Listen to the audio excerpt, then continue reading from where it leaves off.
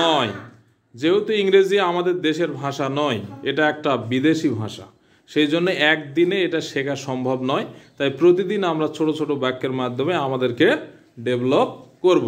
তো এখন আমরা একসাথে লাউডলি ইংরেজি বলবো। বাংলা আমি বলবো আর তোমরা ইংরেজি বলবে, ঠিক আছে? তো আমাকে একটু ইয়েটা দাও, নোটটা দাও। ওকে, আর ইউ রেডি? সবাই প্রস্তুত তো নাকি? ওকে, কেউ আবার একবারে টেবিলে মাথা লাগায়ও না, একটু স্মার্টলি থাকো, ঠিক আছে?